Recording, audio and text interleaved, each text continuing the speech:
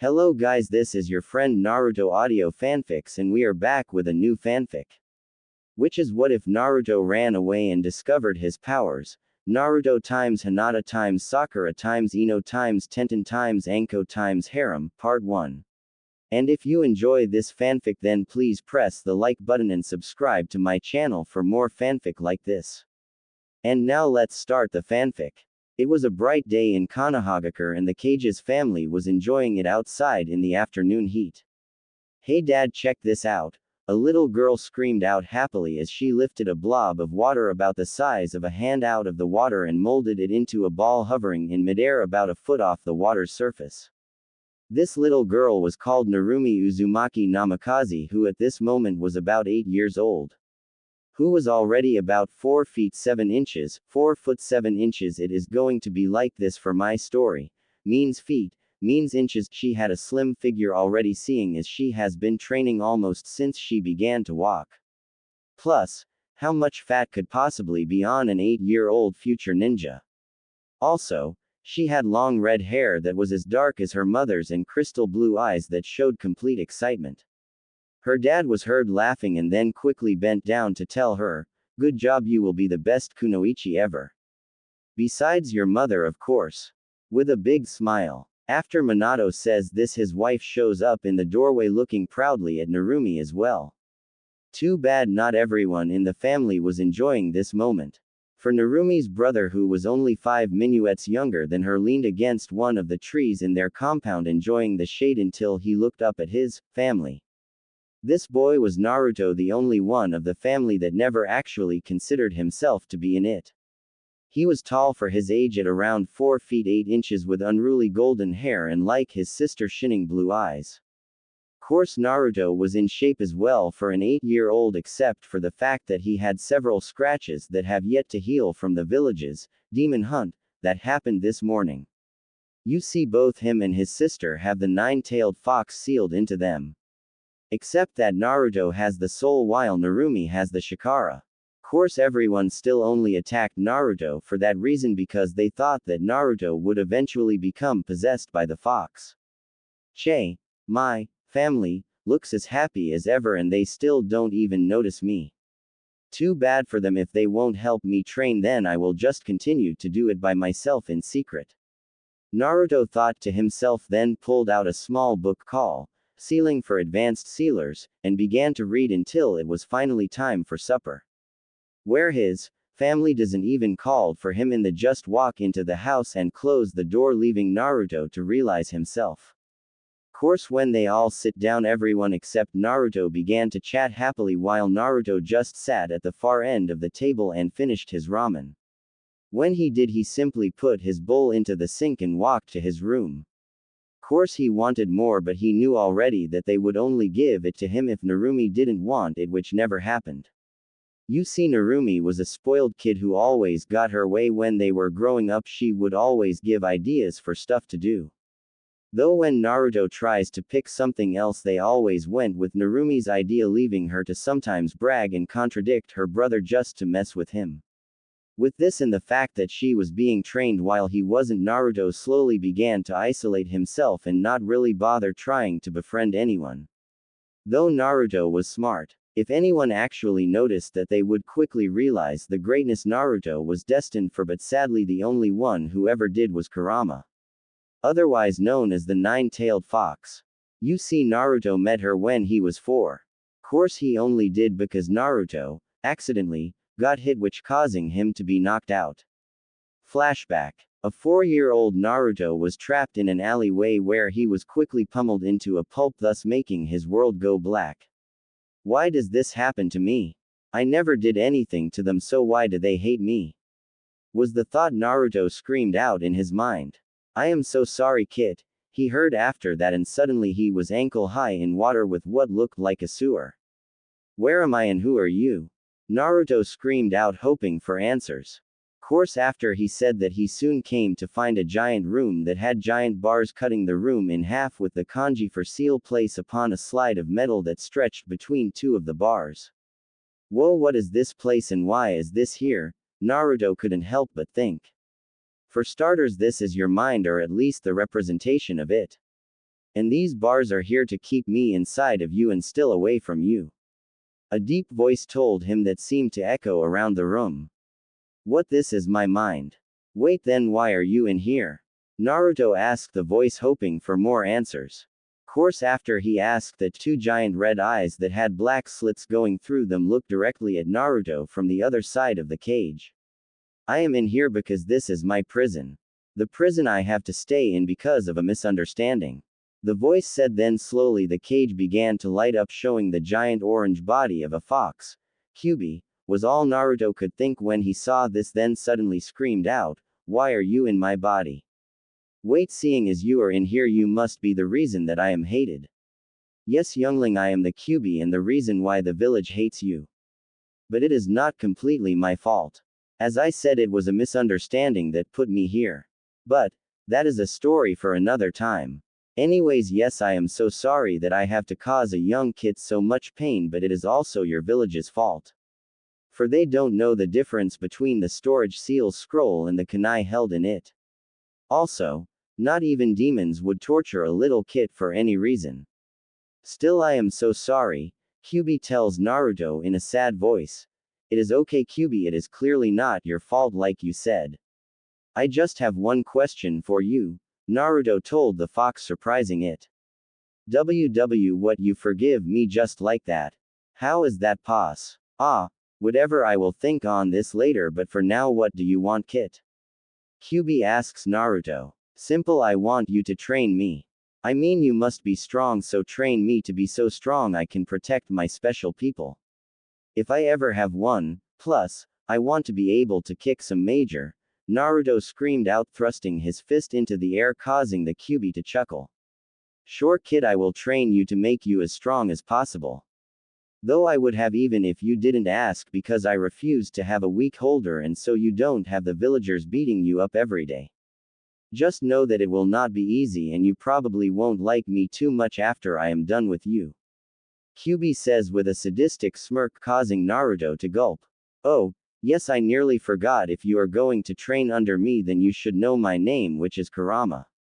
Kyuubi says happily, and then slowly morphs down into her human form.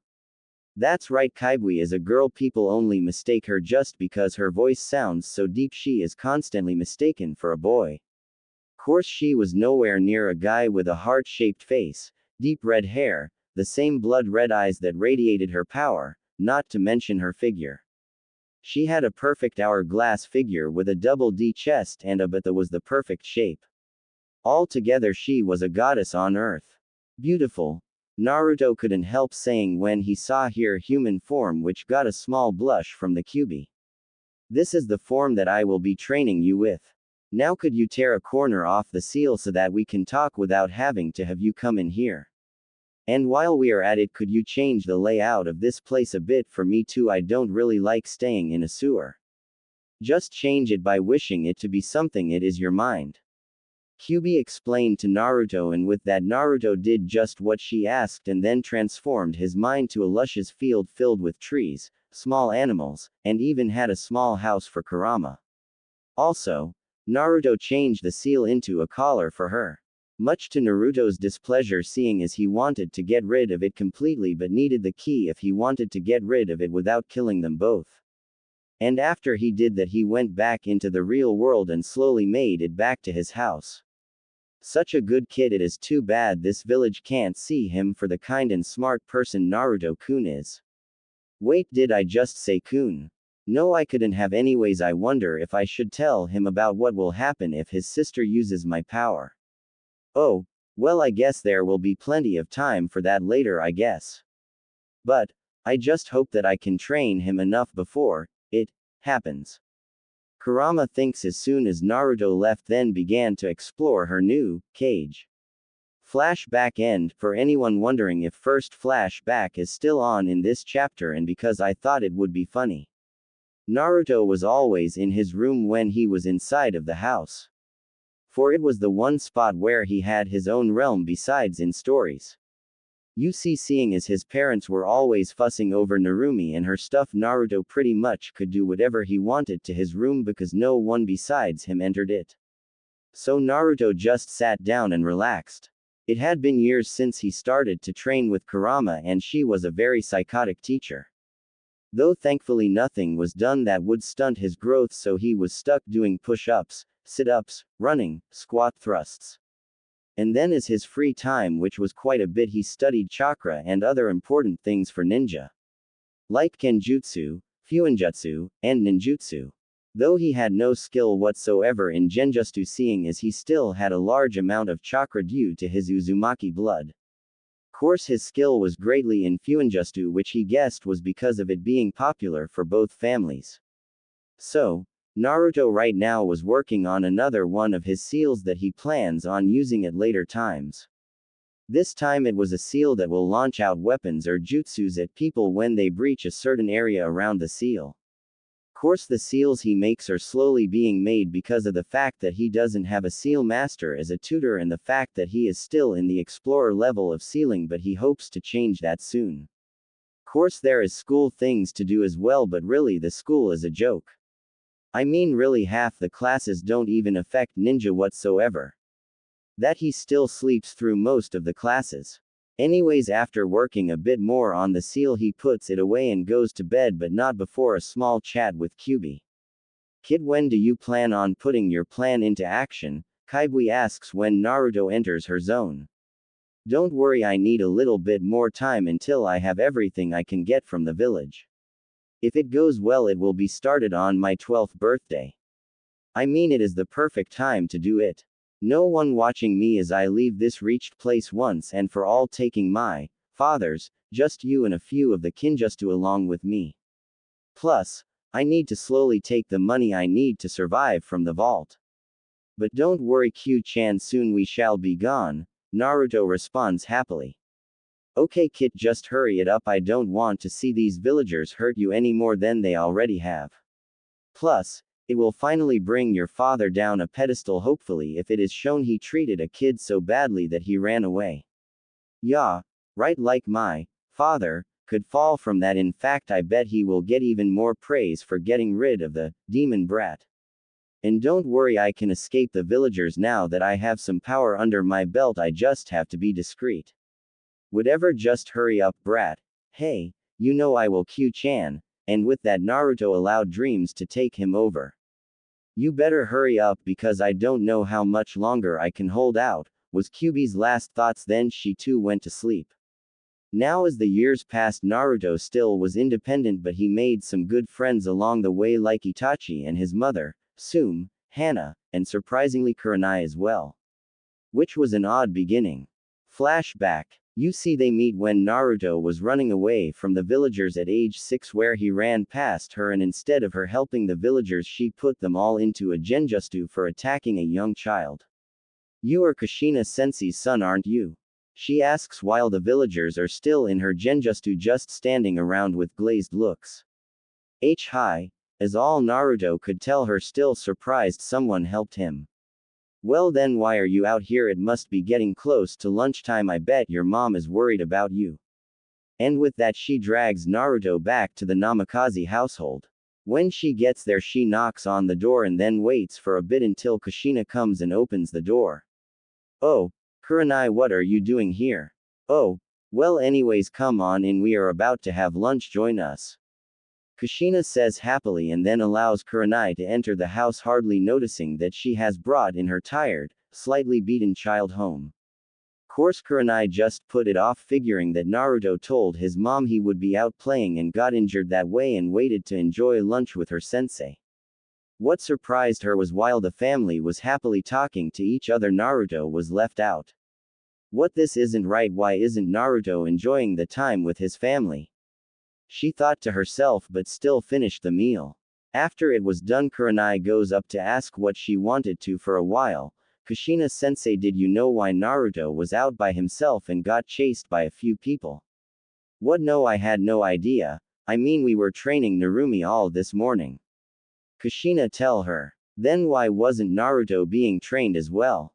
I mean, he is a part of this family as well. Oh, that is because Minato-kun and me think that Narumi needs more training because of the fox, so Naruto just has to wait a bit. She answers simply. What, but you could still train them both at the same time. Kushina says confused. No, Minato has already explained that. We need all of our attention on Narumi. Naruto will just have to wait. No way, that is just stupid. Of course you guys can train both of them. Kurenai says, starting to see the problem. Well, I have to agree with Minato this time. I mean, the Hokage knows best after all. I mean, he is our leader, Kushina says, fully convinced. That is just stupid. I mean, this is obviously wrong. Naruto needs just as much attention as your other kid, Kushina-sensei. Kurenai screams out. No, I have to go with Minato. He is. Kushina starts until interrupted. I don't believe this. You turned into what you hate, a fangirl. You are literally just hanging on everything he says. But you know this is wrong. I don't care if he is the cage, he still is wrong with this, and if you agree with him, then that just proves just how much of a fangirl you are. Goodbye, Kushina. Kurenai screams out, then leaves a surprised Kushina. That is the first time she hasn't called me sensei. As all Kushina could think as she watched Kurenai walk away from the house. Flashback end. After that, Kurenai helped Naruto whenever she could and they quickly became friends. Course no one else knew about this because Naruto wanted to make sure his friends weren't hurt by the village as well. Time warp. It is now the last year of Naruto and Narumi's ninja schooling. And of course Narumi's popularity has just increased as she aged and became more and more like her mother. She now 5 feet tall with her hair now braided into a ponytail traveling almost all the way down her back. She looked more womanly now, still with her slim figure, but now budding become her the most desired girl in the class. She always had to turn down dates from numerous guys, and of course everyone liked her in the class. Though her real friends were Ino and Hinata. Though she now wanted to spend time with her brother. Narumi finally realized that Naruto was not really being treated more, so she tried to spend more time with him, but the other kids always go in the way and he would be gone before she could get to him. Though a few more people did try to be Naruto's friends, but it didn't last. For they only became his friend to try and get his sister to notice them more, so when Naruto found that out, he quickly ignored all of them and from that point on just stayed to himself even more. Making him the only one who didn't try to go for what the class calls the 3 goddesses. Meaning Hinata, Ino, and Narumi. For all 3 of them have become quite beautiful for their ages, but sadly they never dated anyone, leading a few people think that they went the other way and were secretly dating each other but had no proof. By the way, both Hinata and Ino looks just like they did in the anime class. Just that Ino is not a hopeless fangirl and Hinata is not as shy. So, what is your plan this time, Narumi? Ino asked. Course she just answered with a heavy sigh, saying, I don't know, all my plans have failed thanks to those stupid boys getting in the way. I don't even know if he will accept it anyway. I mean, what if he hates me already for totally ignoring him for so long? You see, Narumi has been trying to spend more time with her brother for the last month, but each try has failed. Well, I am sure your next one will work out. Besides, you are his sister, he has to forgive you, right? Hinata tells her, trying to cheer her up. Yeah, you are right, I mean we are family. Narumi says, a bit happier, but was really wondering if he even thinks that he is a part of our family still with all we done to him. Well, I will just have to make it up to him. You see, Narumi still loves her brother, except she finally got over what she calls her bratty years. And of course her friends decided to try and help her, but the village is making it really hard, seeing as they wanted to keep everyone away from the demon brat. Though she never really understood why they called him a demon while she had all the chakra of it. I mean, wouldn't make more sense for the one with the power to be more like the demon? Was it possible that it could have been the other way around? Thinking that, she leans back and looks at her brother who was sitting in the back row. Now Naruto has grown up quite a bit. He became a muscular 5 feet 4 inches figure with his hair slightly longer, golden hair, looking more like his father. Except he added dark red highlights to his hair. Though he still has his sparkling eyes, except that they now seem deep and cold. He looks so sad, but how can I make it up to him? Wait. That is it, let's see if I can get this to work. Narumi thinks happily and then silently waits for class to be over. Meanwhile, Kushina was thinking along the same lines. She was shopping at a random store and she decided to buy something for both of her kids. I know Narumi would love this, grabbing a scroll on a new water just you. Okay then now for Naruto. Wait, what does he like? Wow, I am such a horrible mother. I mean, I know everything about Narumi, but I know nothing about Naruto. Maybe we have been ignoring him. Well, I will change that. We are going to start training him in the family styles. Yes, that is perfect. We will start him on their birthday in 2 days. And with that, she walked out of the store after grabbing a random ninjutsu scroll and went to find Minato. Minato was sitting at his desk thinking of his family, or more importantly, the way it is not complete. I told Naruto I need to train his sister first, but right now she is really good in the styles. Plus, I am sure it will put him back into the family because we kind of were leaving him out of the group. So, I guess that I can tell him it will be his birthday present. Yup, that will make everything right again. I mean, who wouldn't want to learn our clan's skills? Minato thinks happily, then looks back to the paperwork he has to do still. Now let's see another one of the civilians' cases saying that the demon hunting group should be released from punishment due to service to city. He read out loud, then with a sigh put his approval on it. Naruto, forgive me, but I need to make sure that the civilian side of the council is on my side. And with that he took his break, hoping to see his family. Until a figure comes through the window. Jiraiya, what do you want? Minato asks his sensei. Hey, nothing, just came to tell you that the frogs gave me a prediction. Jiraiya says, instantly catching Minato's attention. Oh really, what is it? The hero of this world will be a ninja of many powers. The heritage brought from 2 great powers. Brought in by a leaf, but soon starts the fire. Till the goal is complete and destiny met its desire. The kid of power gaining the powers and support of many in power. Till their time comes and they put in the power. Soon shall be the end of the world we know. For a new time is on their shoulders. Brought up from the dark of the world, soon the light shall breach and beat. Jiraiya reads off of a scroll he has and then put the scroll away. Now the frogs want this kid as their summon, so is it okay if I give Narumi the chance to become their summoner? Jiraiya asks, already knowing the answer. So, you really think that it is her?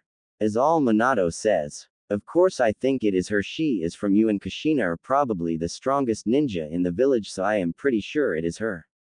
I mean, who else could it be? He said like it should be obvious. Whatever, if you want to go ahead and give it to her if you want, but it is her choice to actually sign it. And with that Minato finished his work a bit more and left for his homemade meal. At the house, Kushina decided to talk to her husband. Honey, I have been thinking about Naruto, Kushina tells Minato. Really, so have I. Really, so? What have you been thinking about? Kushina asks. Well, we have been ignoring Naruto for way too long, so how about we start his training in our styles and justice? What do you think? I was just about to suggest the same thing, so let's just wait for the kids. And with that they started to make dinner together until they finally heard the door open up. Hey mom, dad, I am home. Narumi says loudly. Welcome home, honey. Do you know where your brother is? Kushina asks happily. You mean that he wasn't home already? He was gone from school before I could even try and find him today. Narumi says. So, they decided to wait for Naruto, and while they did they filled in Narumi on their idea, which brought up Narumi's mood. It took a while, but soon the door was heard opening again and they saw an injured Naruto walk through the door. And Kushina surprised him by screaming out, Naruto, what happened? Nothing, I just injured myself trying to climb a tree. Why are they worrying about me? A confused Naruto thought. Thankfully they left the injury at that, even though they were pretty sure he was lying. So, after that they all went to the dining room table to eat the meal, which is of course ramen. Course, yet again they surprised Naruto by seemingly waiting for him to eat before they started. What is going on here? Never have paid attention to me before, why are they now? Was all Naruto could think of as he ate. So, Naruto, how was your day at school? Kushina asks, seemingly curious. Fine, was the only answer they got. After that there was a length of silence where no one really knew what to say. Till they were finished with the meal and Naruto got up and put his bowl into the sink and was about to go his room until he heard his mother call him back. And soon enough he was brought into the living room and was sitting in the seat across from the couch. Naruto, you know how it is getting close to your birthday, right? Minato starts. Yeah. Naruto responds, not exactly sure where this is going. Well, starting the day after it you will be training in our styles with your sister. Minato says happily and then waits for Naruto's reaction. That's as great, Naruto, ni you finally will be training with me, I can't wait and I bet you can't as well. Right. Narumi adds happily and energetically. Though what surprised everyone when they saw his head move slowly up to look at them with cold blue eyes and simply say, no. Wait, what you said no, but why? I mean our family's power is wanted by so many and you would be one of the few to learn it. Minato stutters out in disbelief. I asked you when I was younger if I could learn them and you told me no. In fact, I asked several times, so finally I got over you guys. And if you didn't understand that, let me simplify it for you, I don't want to learn anything from you anymore. Naruto spits out at them, leaving them stupefied. What, how is it possible for there to be a person not wanting to learn mine and Kushina's styles? I mean, we are the two most powerful ninja here, so of course people will want to train in our style. But our own son refuses, how is that possible? Minato was screaming in his mind. Hey, I bet he wasn't expecting that, EHQ-chan. Naruto says happily. Yes kid, I mean they have not treated you well all your life, but now they want to make it up to you. So, what are you going to do now? I mean, are we still going with the plan? Kyuubi asked. Yes, of course we are. I mean, they had years to get to know me and now they want to get to know me. Hell no. Our plan moves on as scheduled and soon we both will be gone from this horrible place. Naruto tells her, a bit irate. Oh wait, I almost forgot to ask, when do I get that surprise you told me about, Q-chan? Naruto, I have already told you several times you will not get it until just before we leave, Kyuubi says, being a bit annoyed. Sigh. Fine, I will wait, Naruto says, disappointed, which tempted Kyuubi into telling him, but she refrained from doing it because that secret was a bit too big. Sorry Naruto-kun, but I can't tell you about it because I don't want you to know that I plan on using all of the energy I have left in this zone. After that I have no idea what will happen to me, but at least I will give you a fighting chance in this world. And after that Naruto went back to the real world where all his family was still in shock, so apparently he wasn't gone too long. Well, if that was all, good night Kushina-san, Minato-san, Narumi-san, Naruto say, clearly forcing himself to have a neutral tone in his voice as he gave a quick bow and then walked to his room. Leaving his family in utter shock, seeing as he not only didn't want them to train him but he also just acted like they weren't a family. Has he gone that far into depression? Kushina and Narumi ask themselves. Wait, this couldn't be my fault for letting the village take their hatred out on him. I mean, the village can't be that bad on him, right? Yeah. He is probably in shock of such an amazing opportunity. Minato thinks to himself. And with heavy hearts for the girls and a knowing smirk from Minato, they all went to sleep as well. After all this, they tried several things to interact with Naruto, which all failed, leaving them even more upset. While Minato just waited patiently for Naruto to come running up to him begging to learn his style. Finally, it was the night before. Finally, after what seems like ages, I not only have the perfect escape plan but I have the perfect time as well. Naruto thinks happily as he was about to fall asleep until he heard Kyuubi tell him to stay up. What do you want, Kyuubi? Naruto asks her, seeing as he wanted to get some good sleep before he had to go. Kid, it is not only time for your present but also I will tell you my actual name. Kyuubi tells Naruto sadly. What, but you told me it was Kurama. Why did you lie? Naruto quickly asks, wondering if she didn't trust him. This is why I was postponing. You see, Kurama is the name I got when I became the Kyuubi. It is given to each new Kyuubi for an unknown reason. Though I personally think it is because those old coots don't want to learn new names. And before you ask, yes, the Kyuubi has changed, but it is only after every 100,000 years.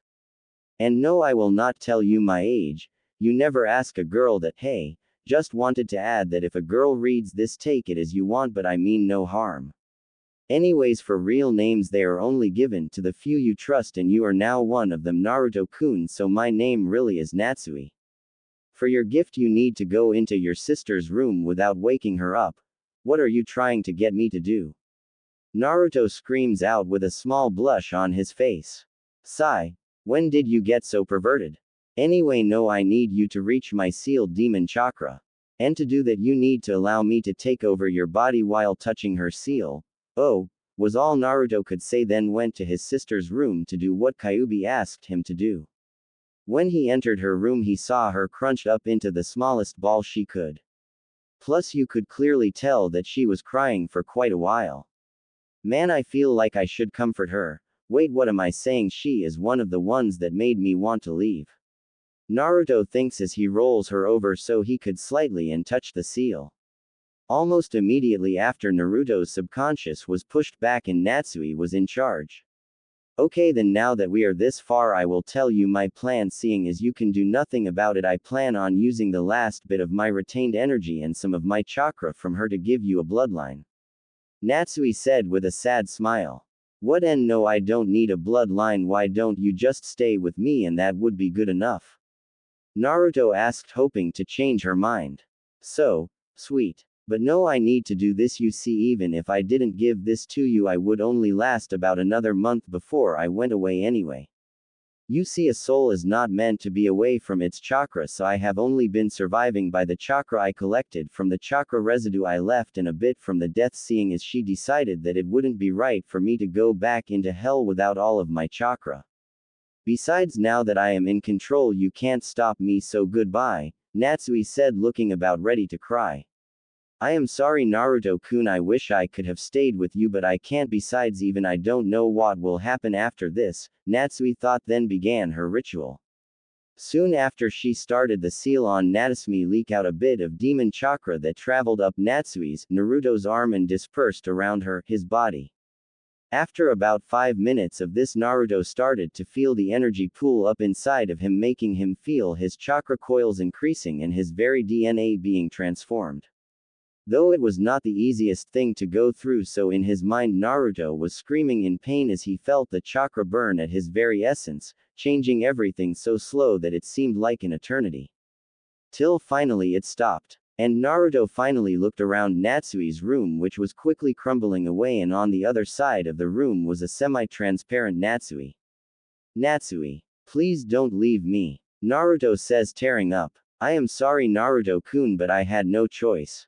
It would have come to this eventually, so why not when I can give you something for it? Now don't get sad, I have managed to unlock the Uzumaki's rarest bloodline, the Rinnegan. Now you need to master it yourself, but I left a scroll on it in your room, seeing as I was kind of taking you over when you gave me consent while you were semi-awake. Now the scroll is under your bed, hidden under a floorboard. Now, go, goodbye, Naruto-kun, Natsui said as she faded away from Naruto's mind.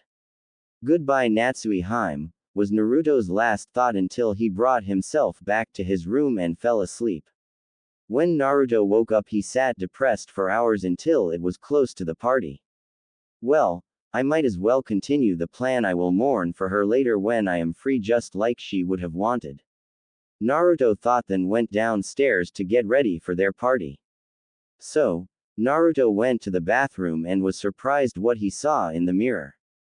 In the mirror was his regular face, but his eyes, instead of being blue, were a dark purple, and there was a single black ring going around his pupil. So this is Rinnegan Oh wait, that's right, I need to get that scroll and study how to use my last gift from Natsui. Naruto thought, then after getting cleaned up ran into his room to pack everything he needed up into a giant scroll and wrote his final note to his family. Course he had to wait until the party started to get his time to leave. And of course the party started with everyone focusing on Narumi without even thinking about Naruto, except for a few who planned on giving him their gifts to him later. Well, that is all I need. I can hear the party starting now. It is time to go. Naruto told himself and started to walk to his window, leaving a sealed envelope on his bed. And without turning back, he jumped out his window without an emotion shown on his face and didn't even turn around. Goodbye, my friends, he thought as he pictured the few people in the village he cared about. A while later, Naruto speed past the wall of the village and was a mile away from crossing the border when he decided that he should rest a bit before continuing. Meanwhile, at the party, everyone was having a lot of fun at the party until it was time for the gifts, which were plentiful.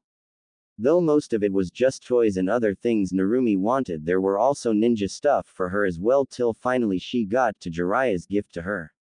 Here ya go, Gaki, Jiraiya said happily, throwing down a big box that landed right next to her, and when she opened it she saw a giant scroll which made her eyes light up. As this, she asked, until Jiraiya quickly interrupted. Yes, it is. I would like you to sign it if you would be so kind, and I will teach you all about summing frogs. Yay! Narumi screamed out happily. Can one-chan sign it as well? Narumi said hopefully. Oh, of course he can, Jiraiya said, a bit surprised by her asking. Yes, now he will have to train with me, then I can finally apologize to him, Narumi thought in pure bliss. Then Kushina realizes Naruto was not downstairs and asked Itachi to go and get him, which he did happily. Until he walked down moments later looking depressed while holding a piece of paper, putting everyone on edge. He walked up to Minato and Kushina and showed them the letter, which made them both frown. Ambu, all of you go out and find Naruto, he is trying to leave the village. Minato screamed out, and soon blurs were seen running around the village looking for Naruto. Naruto, where are you going? Narumi, though sadly, as she looked out the window, seeing as she was told she couldn't go search. Oh, stop worrying, he is better of out there than in here, Gaki, a voice scolded her. What, who are you? How did you get into my mind? Nope, don't feel like maybe after Naruto-kun escapes this hellhole, the voice told her mockingly. Come on, Naruto, it may be my fate to be forever locked up here, but you still can escape yours, the figure thought as it ignored Narumi. What? No, I insist you tell me. I mean, it is my mind, so tell me all I want to know, and how you know Naruto ni. Narumi yelled out and stomped her foot down in frustration. Bah, I am not in here by choice, so I don't really feel the need to answer for you. But, as for Naruto-kun, it is simply the fact that I am one of his closest friends who would be going with him if I could.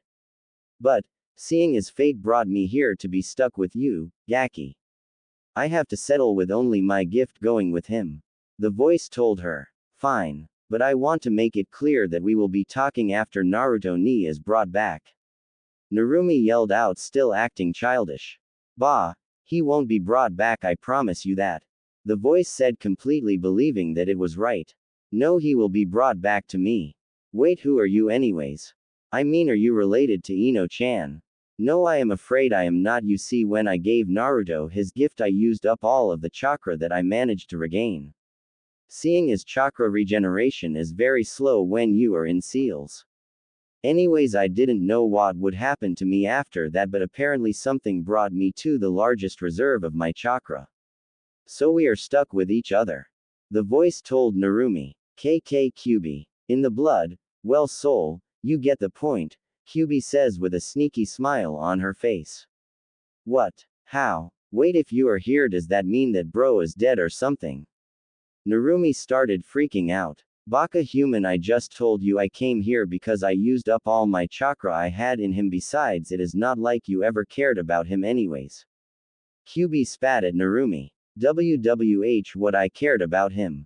I mean, I just realized how bratty I was acting to him about a year ago and have been trying to talk to him several times, but either got too nervous or got stopped by fanboys. I mean, I was just about to tell him how I felt today right after the party. Narumi screamed at QB. Che, it will be a cold day in hell before I believe that crap you just told me. QB told her in disgust. Though if you really feel this way, then I wonder what those feelings are, she thought with a perverted gleam in her eye. It doesn't matter what you say, Baka, QB still will find him and tell him how I feel, even if he actually does leave this village, Narumi thought, determined. Plus Naruto plus. Naruto decided to start to move again after a few minuets of resting. He was close to the border, but still he had to make it over it to finally be free. So, after quickly picking up his small camp, he started running as fast as he could to the border and soon was nearly at the end of the tree line, signifying the edge of Konohagakure. Yes, I made it. Naruto was thinking happily until he heard a voice telling him to stop coming from behind him. Shit. Naruto thought and then saw who jumped in his way. Naruto-kun, why are you leaving? Kurenai called out, crying. Sorry, but this village is not for me. You and the gang will always be my friends, but I just can't handle the villagers' crap anymore. So, please let me go, Kurenai-chan. Naruto said, really hoping she would let him, seeing as he really didn't want to fight her. Fine, Naruto-kun, if you really think you have to leave I will let you, but if you forget about us I will make sure I come and put you under a genjutsu even you can't get out off. She told Naruto, still crying a bit. Wow, I really need to figure out a good way to give off emotions and other random stuff. Man, you really don't realize what you will need until you actually start one. Oh, yeah, and this one is so annoying because I keep wanting to write in first person due to the last story I was working on. Thank you, and I promise that I won't forget you all. Please tell everyone I will miss them. But, this is something I need to do, Naruto said, and with that he ran past Kurenai and officially crossed the border, leaving his old life behind him. Plus 2 months later. Man, it has been a long time since I saw some action. Naruto told himself as he did some early morning stretches. Then he quickly went down to the river and took a quick bath and got ready. Course, as soon as he did, he heard a loud group start making a lot of noise and decided to check it out. Plus with the group plus. Ha ha ha, what a good haul we got from that last village. I mean, look at all of this alcohol and food. Not to mention all of the entertainment we found. A random thug told his friends, who were all sitting in a circle, as he pointed behind him at the cage on wheels where there was about 24 girls sitting in ripped clothing, cowering in fear as close to each other as possible. Their ages ranged from what seemed to be 12 to about 30. After the guy said that, his group laughed with him, utterly terrifying the girls. Oh, no, why did this happen to us? One of the girls whispered to herself while holding her legs close to her body. Shish, don't worry, I am sure some knight will save us, just like in the tales we were told. Another of the teenagers whispered to her. Bah, you can't hope for that, girls, just face it, we are going to live the rest of our lives being these sleazeballs' personal toys. One of the older ones whispered rather coldly. And with that they all started to whimper a bit until a bottle shattered on the bars. Hey, shut up in there, we will give you something to make noise about later. One of the guys said with a lustful smirk on his face. Actually, I think I am going to go for the first pick if you guys don't mind, one of the other guys tells the group, then opens the cage and pulls out a 13-year-old from the cage by the hair and began to walk out into the clearing a bit more. He then threw her to the ground and told her happily, you better be ready for your wood to be rocked. And was about to go up to her when he suddenly found a kunai piercing him between his eyes, immediately killing him, leaving him to fall on a screaming girl whose eyes were open in shock and horror. What the just happened? One of the other guys screamed out when he saw his teammate die. Then he saw a figure come out from on a tree. Huh, that must be that did that, let's get him. He screams out, and then they all go after the figure. Plus Naruto Pav plus. Naruto was in a tree watching the group drink and looked on in utter disgust. Then he saw that they were dragging out a girl and decided he need to help, and with that he threw his kunai at him and hit him dead on right between the eyes. And with that he ran into battle. Course he was a ninja, so they didn't stand much of a chance, so he just went right into them holding 2 kunai. And just started to slash at them. Right when he got up to the first one, he ducked under a sword slash aimed to cut him in half. He then stabbed upward and pierced through the man's throat, then he ran up and stabbed 2 more in the heart. Altogether he slaughtered the entire group without getting injured at all. I don't know why these thugs wouldn't run, I mean they saw me kill all their friends, why didn't they? Naruto asked himself, then began to walk through the camp to get to the cage. Halfway to the cage, a man randomly jumped out from behind a tent, slashing with his katana. Shit! Naruto screamed out as he tried to dodge the attack, but due to the close quarters he got a cut across his chest. Course that guy didn't last long, seeing as he soon found a slash on his throat, finishing him off. Damn it, I got too careless here. Naruto complains to himself. After that guy was dead, Naruto examined his wound and found it was nothing serious, so he went to the cage quickly. Course the girls didn't know what to think about seeing this guy kill all of their captors. Course the only one that could do anything finally got out of her surprise and grabbed a katana from one of the dead thugs.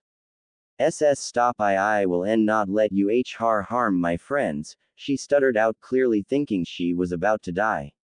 Wow, I don't know why I jumped in front of him, I mean I could have ran.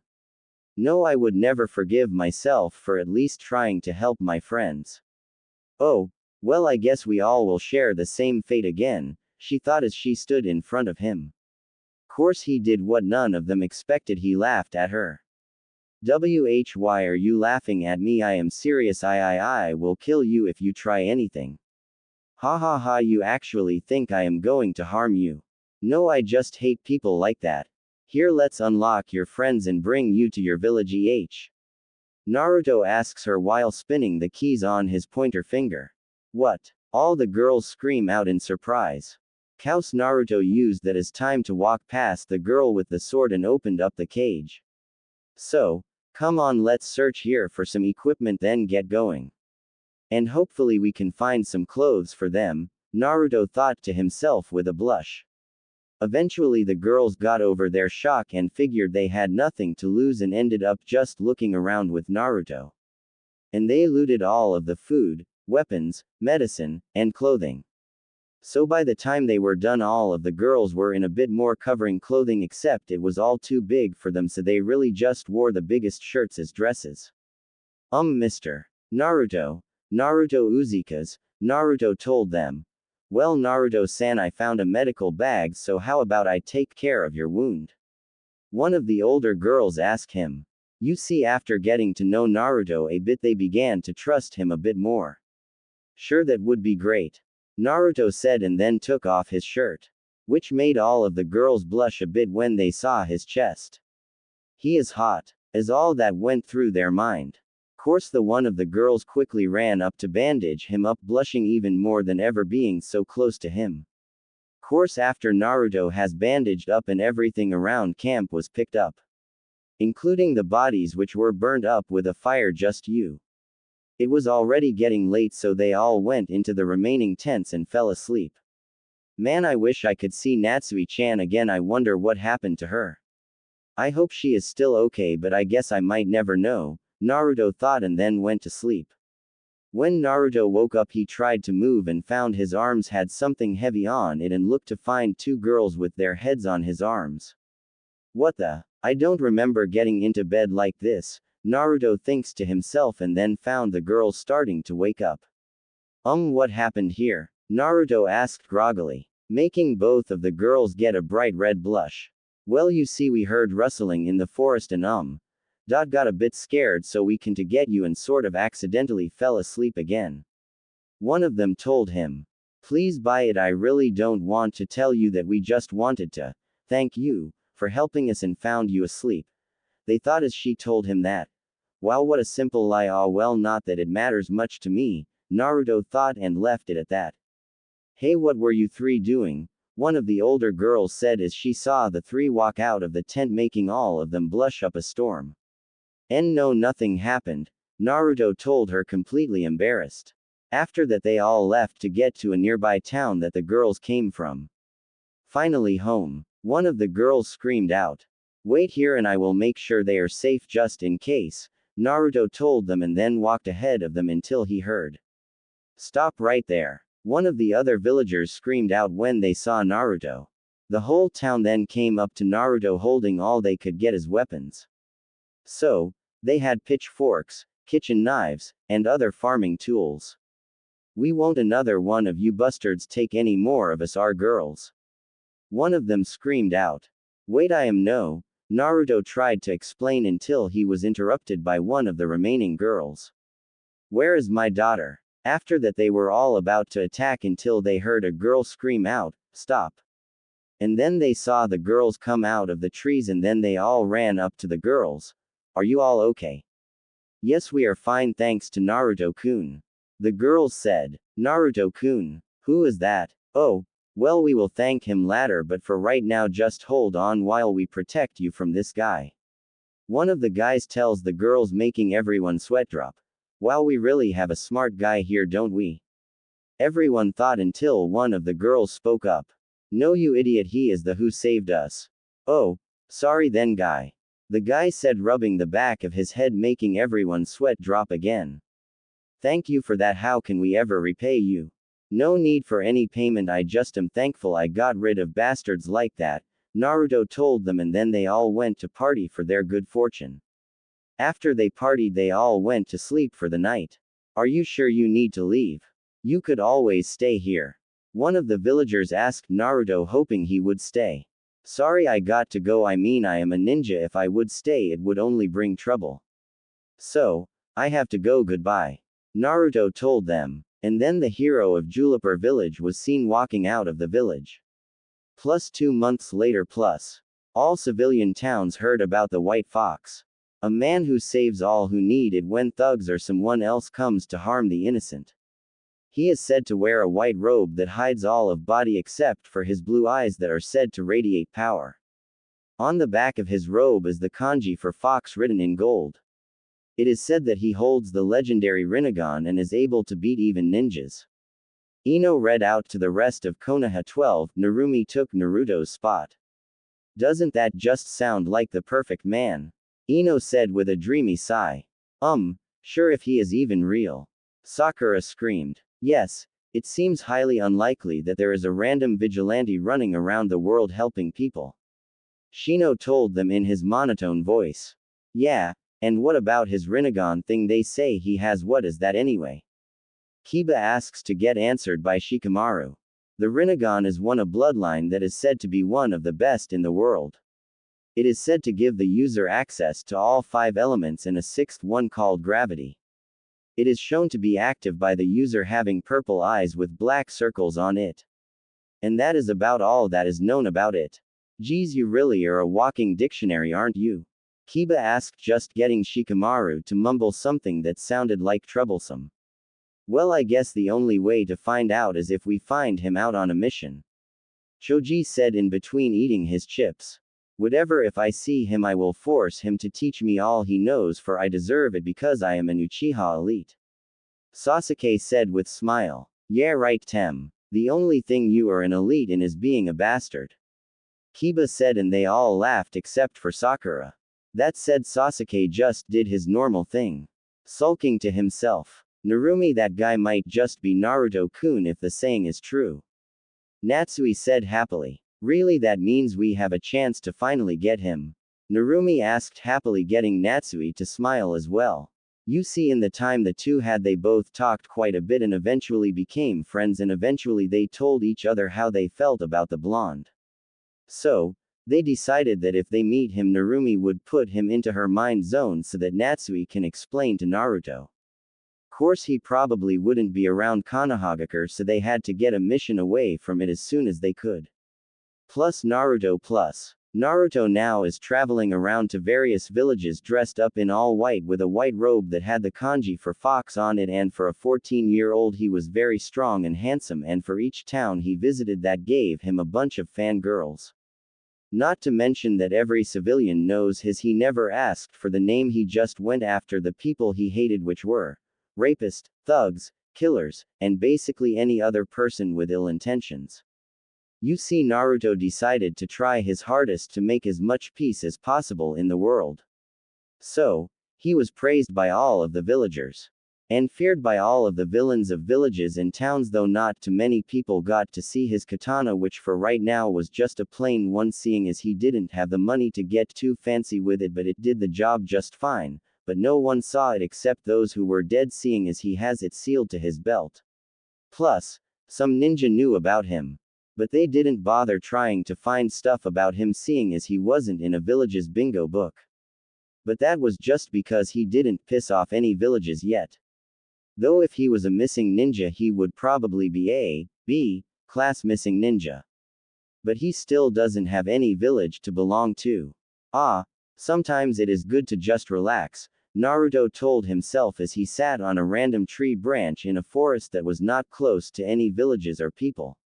Nothing better than being in a completely secluded area. I mean, there is no one around to worry about. It feels so good just to relax for once. He thought to himself until he looked at his supplies and saw that it's very small now. Darn, I have to go to a village after all. Naruto thought with a sigh and then jumped down to the ground and leisurely walked in the direction of a random village. Skip till really close to village because who really wants to read about walking where nothing happens?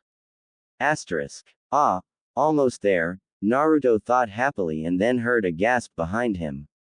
Wait, you are the white fox? Question mark quote. A man that looked to be in his 40s asked in amazement. Yeah, if that is what you villagers call me now. Naruto said like it was not a big deal. Wow, I never thought I would see you in person. Allow me to introduce myself. My name is Yoshiko and this girl behind me is my little daughter Ayaki. It is a pleasure to meet you. Yoshiko said happily and then finished with a small bow. Meanwhile the girl stood behind her father unsure of what to do. Yoshiko was a middle-aged man who was probably in his early 30s who wore a simple brown kimono while Ayaki seemed to be 10 or 11 and wearing a dark red shirt and sweatpants. Nice to meet you guys, Naruto responded kindly. So, what are you going to the village for? Yoshiko asked. Nothing really. Just getting low on equipment. Naruto calmly told them. Ah, well, you have come to the right spot then. Welcome to Yoshi Market, home to all your gear and many other things. Yoshiko said happily. Sigh.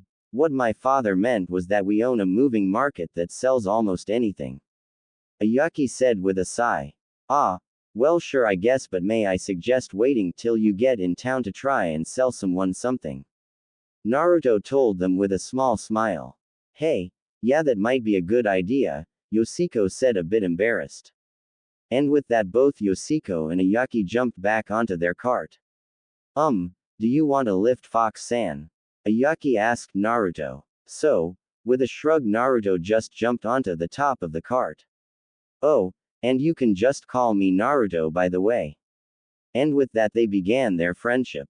Plus 1 month later Naruto, Yoshiko, and Ayaki became good friends as they traveled around the villages and right now we're traveling in a random forest. Hey Naruto-kun, how much farther is it to get to the next village? Ayaki yells up to Naruto. It seems to be still about another half an hour, Naruto tells her.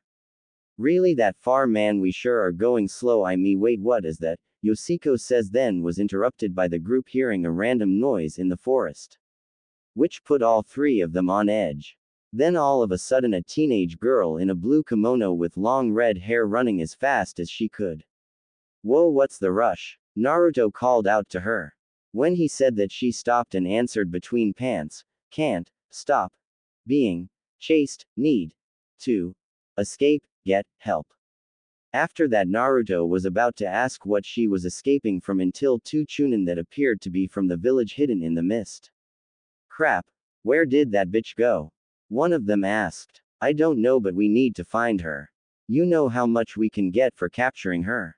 Wait, there she is, the other said, and then charged at her only to be stopped by 3 kunai that were thrown right in front of their faces. What the hell? They both asked until they saw a blur of white come in front of them. Wait a moment there, why are you chasing this girl anyway? Naruto asked calmly. We are chasing that bitch because she has a bloodline. Everyone knows that bloodlines are evil and must be destroyed, plus we will get some good money for that bitch from the cage. Now move out of the way so we can get the. He yelled at Naruto. Wow, so they are chasing her for no reason and plan to make money using her? That is it, I am so gonna kick their. Naruto ragged in his mind. Ah, well, so you are hunting bloodlines, does that include this? Naruto asked them while he activated his Rinnegan with a smile. Yes, exactly like that. One of them screamed and then started to do hand signs. Water dragon, he screamed out, and out of a giant jug he had on his back came a giant dragon. Seeing this, Naruto didn't even blink but just put out his hand and screamed, "Divine push," and the dragon hit the force of gravity and blew up. Which surprised both of the guys, so, while they were still in shock, Naruto held out his sword in one hand and held out his other hand beside the hilt. Divine pull, and brought one of them to his sword. Squelch. The man still had the look of surprise on his face as the sword pierced through his rib cage, killed him. After he died, Naruto let him slide of his blade and looked at the other one, which had a look of pure horror on his face. Shit, is all the guy could think as he stumbled a bit, then ran as fast as he could away from Naruto, who let him run to check on the girl. Course before that he simply looked up to his traveling companions and apologized for them to have to see it. Ah, well, those guys deserved it, Yoshiko told Naruto, and with that Naruto just nodded and went to check on the scared girl. Course he couldn't help but marvel at her beauty first. The girl was about a year younger than Naruto, with a perfect hourglass figure, ample beautiful shining eyes and long red hair. She was a true beauty to see and he couldn't help but blush a bit. "Are you okay?" Naruto asks her sincerely. I am okay," she tells him, still a bit surprised by what happened. "That is good. Now can you tell me your name?" Naruto says kindly. "This guy just got rid of the people that chased me. He must be really strong. Though can I trust him?" "Ah, well, I guess I can't really beat him or flee from him because of his strength. So, I guess I can only try and get him to the Mist's rebellion. I hope he does. It will be nice working with a hot." "Wait, what am I thinking? I just met this guy and I am already thinking of him as boyfriend material. What the hell am I thinking?" she thought to herself, and then decided to try and befriend him. "My name is Mai," she finally told him. "Ah, well, my name is Naruto. So, why were those guys chasing you anyways?" Naruto asked her. "Well, you see, I am a genin from the village hidden in the mist. And right now we are in the middle of a rebellion. Because our cage has begun to try and get rid of all of the bloodlines in the village. So, as with bloodlines, and those who agree with us are trying to overthrow the cage to rebuild the village back to its former glory. So, will you please help me, Naruto-kun?" Mai asked him hopefully with the puppy dog no jutsu. "Yeah, I would hate to see a bastard rule over an entire village, so I will help you in the rebellion," Naruto told her after taking the time to think about his options. Then Naruto turned to the rest of his group. "Sorry, guys, I just have to do this. I promise I will see you guys again eventually, so after I bring you to the next village I have to leave to help." "Are you kidding me? Here we have to go with you. I mean, this guy sounds really bad, so he deserves to be taken out of his position. Besides, it has been a dream of mine to just have a store in a single village and settle down. So, I am going to talk to the rebellion leader about loaning or trading my item stock for that business in the village. So, what are we waiting for? Let's go," Yoshiko told him with a Yaki nodding behind him. And with that they began to travel to the village in hopes of a better future for it and themselves. "How is the plan going with this problem we faced?" Minato asked the civilian council. "It matters not that the demon left. The people still blame him instead of Narumi," one of the council said confidently. "How can you be sure that no one in the village has decided to hate my daughter instead of Naruto?" Minato asked them. "Well, seeing as they are even partying about the demon leaving, I think it is safe to say they still hate Naruto." The civilian responded, still completely confident. "So, what are your plans for Narumi?" Anther council member asked, causing Minato to smirk. "If the village completely likes her still, then the plan we have for her will continue. But what about your wife? She will never know. Besides, she probably will never even figure out that I only married her to keep the Uzumaki powers and secrets in our hands to use as we wish." And with that they all left the council room, never noticing the figure in the shadow. "So this is what you have been up to, Minato-tem," it thought, and then melded with the shadows. Meanwhile, with Kushina was still depressed about her son leaving without her ever even trying to make up for all the crap they did to them. "Naruto, why did you leave us? I know we treated you horribly, but you could have gave us a little bit of time for us to make it up for you. I swear I will find you and make sure I can somehow find a way for you to forgive us." Kushina thought wishfully until she saw Narumi slowly walk up to her. What is it, honey? Mom Kurama. I mean, QB wants to talk to you, she said a bit nervous, and with that she did a few quick hand signs and screamed out mind world fusion and then slammed her hand down on the ground. As soon as she did that, red symbols spread out and surrounded both Narumi and Kushina, and then they both entered into a zone that seemed to be a giant sewer with giant cage bars on the other side of the room. We are here now, can you tell us what you wanted to Kurama? Narumi tells the giant fox eyes that appeared when they came in. Good kid and welcome to my humble home again, Kushina. Now I have brought you both here because I think you guys need to know. When me and Naruto still were together, we searched around for Jutsu scroll in the Minato's office. But instead of finding the jutsu, we found something else much more interesting. Now I can't remember it exactly, but it had to do with both of you in power. So, just make sure you are careful and remember things aren't always what it seems. Now I am not giving this information to you guys because I like you, so don't get me wrong, I am giving it to you because Naruto-kun thought you had to know this even if he wasn't exactly happy with you guys. But, let me tell you, I won't be telling you anything about Naruto, and I won't be helping in any way unless you guys somehow manage to gain my trust. Will be hard seeing as you treated my Naruto-kun so badly. Natsui told them with a bit of a snarl. What, no way, I can't believe this, but I might as well look, I mean you never know what we will find, Kushina said while secretly only planning to do it just because it is the last thing Naruto might have wanted to tell them. And with that the search began to try and find proof in the QB's words. Plus 1 month after Naruto left, plus Kushina and Narumi have searched for about 2 weeks until they found something interesting in Minato's private study. It was just a small scroll that was in a small hidden compartment on the bottom of the desk that had a scroll hidden in it. Though the fact that it was hidden didn't really bother them.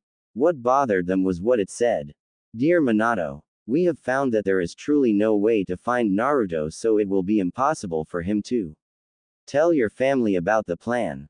Now as for the plan, we need you to make sure you get your family to do what we want them to and keep them from being suspicious of anything. And above all, just remember the plan.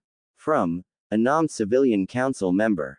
What is this? A plan that he is purposely trying to keep hidden from us? Natsui was right. Narumi angrily whispered at her mother. Yes, now we need to find out what this means. After all, we can't get too mad at something we have no idea what it is. For all we know, this could be something we are completely overreacting to. So we need proof. Kushina whispered back. And with that they doubled their effort to try and find the secret plans. Course they were getting nowhere in the house, so they had to search the actual cage tower. But how are we going to search in there? Isn't there always at least one Anbu in the room at all times? Narumi asks. Just for her mother to just smile and say she has that covered. So, the next day when Minato left, they entered the room and Kushina whispered in, Tsuyoshi, how are the clouds looking today? Causing Narumi to just stare at her in confusion until a man showed up right in front of them. This man was very tall, at about 6 feet 4 inches, with bluish-green eyes that seemed to stare into your soul, dark blonde hair that seemed to be almost brown, and his mouth covered by a black scarf wrapped tightly to his wore a black Anbu-style shirt and pants. Though the most impressive part of his outfit was the giant sword he had going across his back. Think Zabuza's blade, just more like a regular sword's look to it. But altogether he looked intimidating and very strong, judging by his looks. Who is this? Narumi asks when she saw him. This is one of my old students who has always been one of my most trustworthy friends. I mean, he is practically family to me. Kushina told her happily, causing Tsuyoshi eyes to light up a bit in happiness. So, you are going to let us search in here? Narumi asks. Yes, as long as you make sure that it looks the same. I don't want to get in trouble, but I have to help Kushina-sensei when she needs it. Tsuyoshi told them in a rather neutral tone of voice. Thank you, Sui-kun, Kushina says, and then walks by him to begin to search. They searched for about 30 minuets thanks to Kushina's scanning jutsus until they found a secret scroll that looked suspicious. So, Kushina used her skills in seals to crack the seal and began to read after decoding it. Plans for Uzumaki Kushina and her daughter Namikaze Uzumaki Narumi. Seeing as the Uzumaki clan is so strong, we must make sure that it stays in the Hidden Leaf Village. This must be done by any means possible. Right now we are working on having our top shinobi, Minato Namikaze, seduce the last Uzumaki girl Kushina Uzumaki. Also know to hold the nine-tailed fox, also making it necessary for us to keep her here. Kushina was shocked to say the least. Her love Minato Namikaze actually didn't love her. He only married her because of her power. She was mad to say the least. All that was on her mind was anger and screaming out, how dare he do that to her. Though after a while she continued to read. New entry. We have succeeded in seducing the demon Kushina, and Minato has even had 2 kids with her. Now that is perfect for us, seeing as if they were strong, and then teach the strongest ones to become weapons for us when they become chunin. Update. Naruto seems unfit to be a strong one, and now that we had to put the demon into both of them, with Kushina somehow surviving death by the extraction of the demon. Though the village needs to know what happened, so seeing as Naruto seems to be the weaker of the 2, we will use him as the scapegoat and allow the village to torture him for payback for what the demon has done. Update. Narumi is doing great, but if we are going to use her to keep the Uzumaki clan alive, we need to get her to breed with the strongest upcoming ninja named Sasuke Uchiha, but we will wait and hope that they get together without our help. Update. Naruto has left the village and managed to get past the border without getting caught, leaving only 2 Uzumaki left. So, we need either Kushina or Narumi to either breed another Uzumaki kid or donate their eggs for later fertilization. After that we can use them both for strong ninja on the front lines of battle. Also, we will try and force the Uchiha and Uzumaki kids together to just breed already. Then we can get rid of the future traitorous Uchiha and keep the others. Course this needs to be done fast, or else it might be too late. If worst comes to worst, we can always just use a few of Danzo's mindless minions. Kuchino was beyond mad after reading this course, so was Narumi. The only thing they cared about for them was breeding due to the Uzumaki's power and abilities. So, right then and there they both decide that they will no longer be with Minato and try and live on their own, but before that they had to get prepared. Plus 1 week later. After getting a document from the Fire Lord and enough money to buy a house and support them for a while. So she went to tell Minato the good news. Minato, I have something I want to tell you. Kushina said falsely sweet. What is it? He asked curious. Slap. Minato holds his check in surprise after Kushina slapped him. How dare you? You married me just to control the Uzumakis. You bastard. And even worse, you plan on allowing someone to rape your own daughter.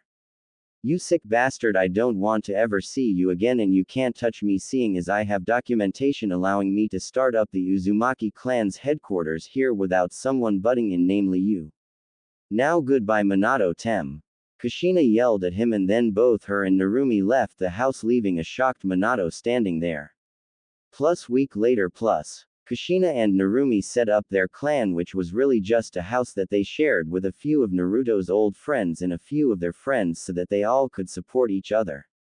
Course with this group they don't take kindly to someone with bad intentions to come at one of them. They were immediately sent away by the rest of the group, thus having their clan being nicknamed the cold-hearted princesses of the leaf. Course the youngest of these was Narumi, who of course had to still deal with fanboys, especially Sasuke, who was told that if he wanted his clan to get stronger he should try and marry a Uzumaki. Course all of the other Uchiha except for about 24 were killed by a group of random missing ninja who were privately killed off, leaving no one to think otherwise. Though that didn't stop the male Uchiha to be bastards, even Sasuke, who, somehow, was placed on a team with 2 girls and Kakashi as their sensei, who just happened to know a lot of jutsu for Narumi and could train Sasuke to use his Sharingan. Wonderful. I left my father's house and name, and he still is trying to make me a weapon and me of. Damn it, I wish I could have just went with Naruto when he left, then I could easily make it up for him.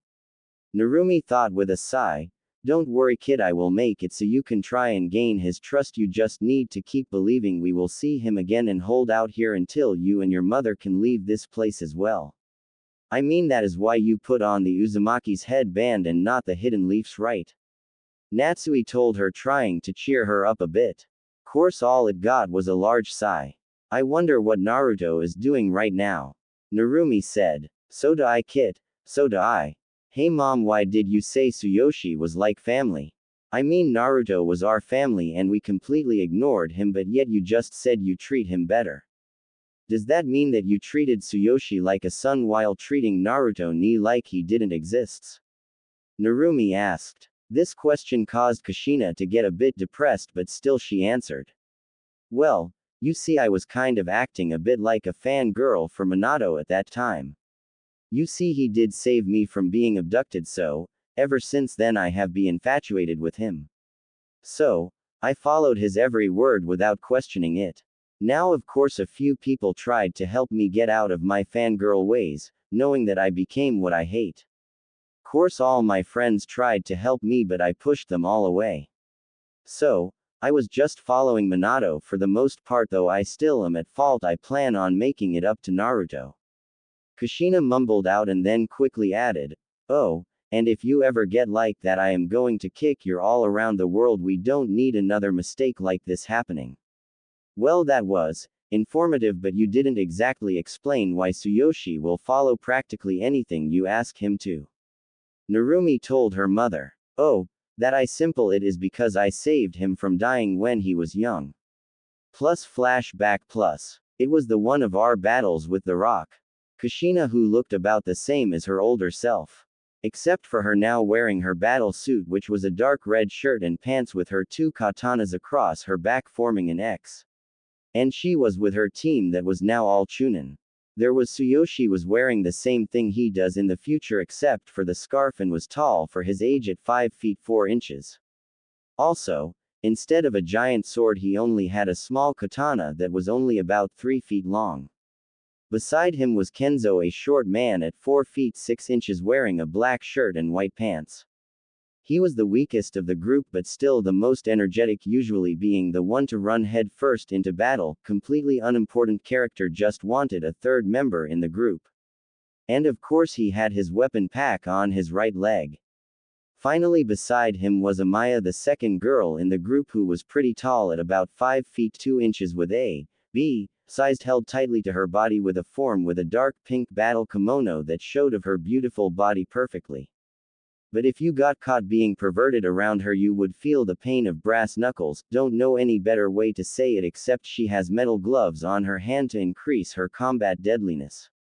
And she also has light brown hair that simmered in the sunlight and deep hazel eyes that seemed to be filled with gentleness, even if she was vicious in battle. And all together they made Group 11, which right now was being split up to help battle a large group of enemy ninja. Which quickly was done and they split up and went their separate ways. It was a big battle and Tsuyoshi was battling fiercely. All around him was dead ninja until a loud boom was heard and a red light showed in the sky that made all enemies retreat. Course that made Tsuyoshi get a bit too, and he accidentally turned his back on an enemy he thought was dead, who pierced him through his stomach, leaving him to fall to his knees in utter shock and pain. Now you end, you fool, the man screamed out and was about to piece Tsuyoshi's head from check through to the back of his head. Thankfully the man lost his head right after piercing Tsuyoshi's check, leaving him to fall to the ground bleeding out from the wounds. Course then he was picked up gently, so he turns his head and sees his sensei. Kushina sensei, he whispered out weakly. Shish, don't speak, don't worry, I will make sure you get healed up. Kushina told him and then carried him off to get medical attention, thus saving his life. Plus flashback end plus. And that is why he almost always tries to help me whenever he can, no matter what I am like. Kushina finished up her story. And after that they went out to get more stuff to get situated in their new house. This is just a way for me to explain the relationship Tsuyoshi has with Kushina and showing a reason she didn't question Minato. Now he thinks of her as his hero and wants to return the favor somehow. Plus with Naruto and gang plus. Naruto, Mai, Yoshiko, and Ayaki were traveling slowly to the hidden village, only stopping when needed. Meanwhile, they all were talking with each other and getting to know Mai more. So, that is basically my story. Naruto finished told her as he finished telling her why so many villagers called him by his nickname. All together they all were quickly adding Mai into the friendship circle. Ah, man, this is nice, just traveling around with people not trying to attack you. Riding around and just spending time to become friends. I mean, all of these guys seem really nice, especially Naruto-kun. I mean, he is the one who saved me, Mai thought happily and then looked over to Naruto. What a guy. I thought that there would never be a guy like this in the world, but apparently I was wrong. I mean, Naruto is kind, strong, handsome, caring, and loving. I mean, he is every girl's dream guy. Wait, what am I thinking? I can't be falling for Naruto-kun, can I? Mai thought, shaking her head with a blush starting to appear on her face, which Naruto noticed. Hey Mai-chan, are you okay?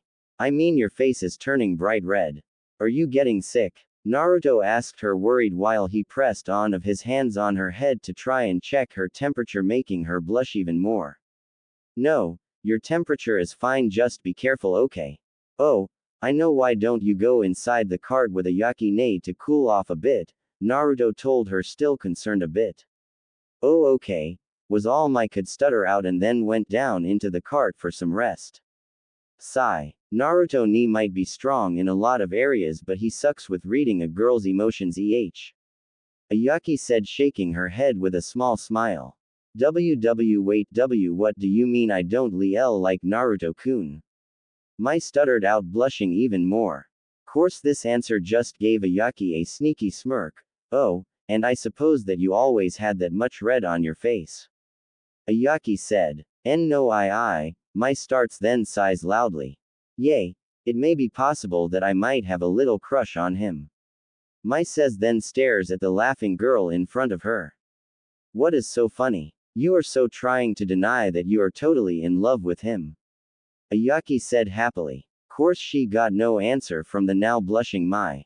Course, after that the journey continued like normal. Plus, somewhere outside of the hidden mist village, a group of people were in a big tent sitting around a giant table that had a bunch of maps and papers on it. Okay, so how is our troops doing? One of the people began, until another person with the Mist Village's headband came running in. Mai-sama. What is it? The speaker, who was not named as Mai, asked. We can't find Mai anywhere. The last time we saw her, she was heading into one of the small town around here. We think she was seen by a traveling loyalist. What? No, how is this possible? We need to go find my little sister. Mai screamed out. I am sorry, Mai-sama, but it is highly likely that she is caught or dead by now. It has just been too long. Mai is lost to us. The person said sadly, and then left the tent. Meeting is done for now. So, please everyone, just leave and let me mourn for the loss of my only remaining family. Mai told all of the people in the room and then waited for them all to leave. After they all left, she started crying, thinking that her sister was dead. Plus, with all of the Leaf's 12 regular gang that is in the show, plus all of them were there except for Sakura and Sasuke. Hey guys, so how are you doing today? Narumi asked all of them. Great, mean mom has finally gave me a bingo book. Yeah, haven't really heard of one in a while, so if I got the name wrong, it is the book where missing ninja are posted today, so who wants to look up a few ninja? Kiba said happily and then opened up the book. I know, how about we look up that white fox guy that we talk about? I mean, maybe we can finally see if he actually exists. Ino suggests and everyone agrees with her, so Kiba begins looking for him and then drops the book in surprise. He actually does exist. Kiba exclaims in surprise. Wait, what? Hinata and Ino said in surprise. It is right here, look, Kiba said and handed the book to Narumi, who showed it to both of them.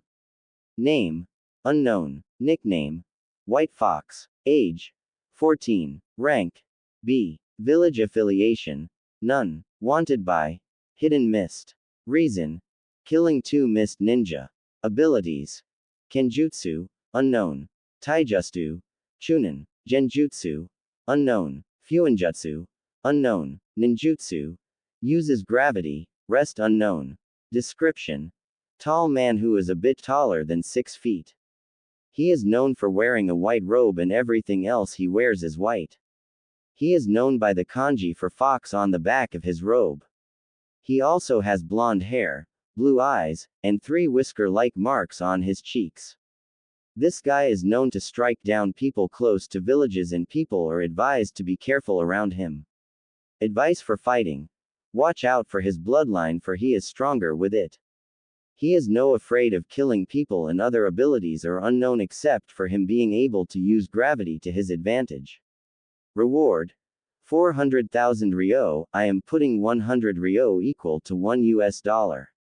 This guy is impressive. I mean he is our age and is not only has killed Chunin level ninja but also has a bounty. I mean what if we have to face him, just how badly will we lose to him? Shino told the group in a voice that sounded like it had a hint of surprise in it. What are you saying? I bet we could kick his.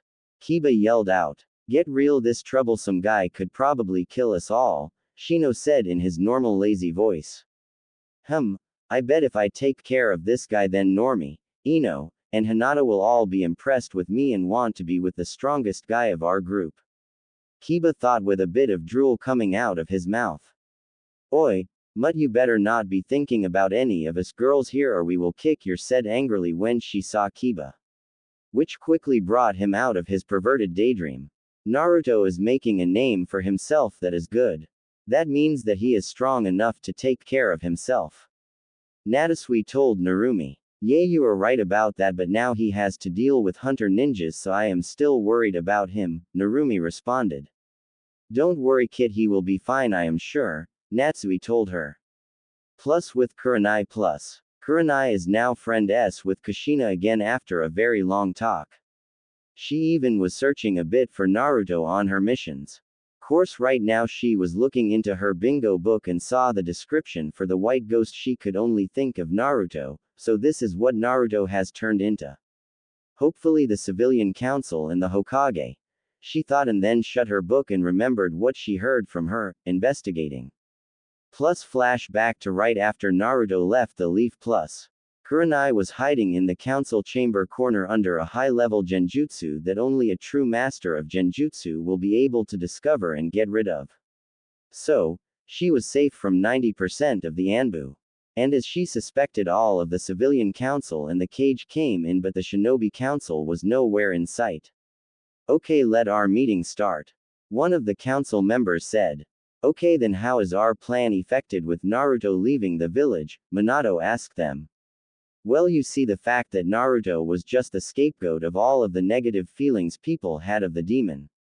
We have lost nothing really.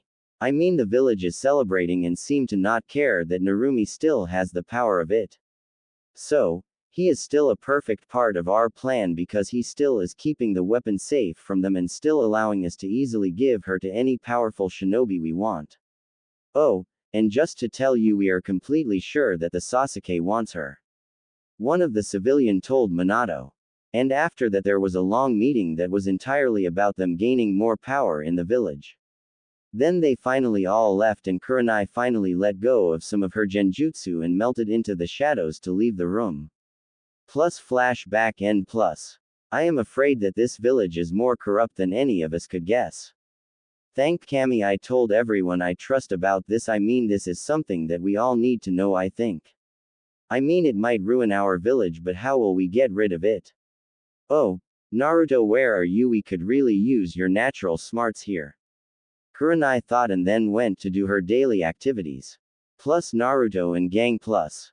How far away are we now? Naruto asked, seemingly bored out of his mind. Not too much farther, I think we will only have a few hours of travel left to do. Yoshiko told him. Really, this is taking forever. Ayaki screamed out with my nodding in agreement. You see, after them traveling for a full 10 hours everyone was getting a bit irritated.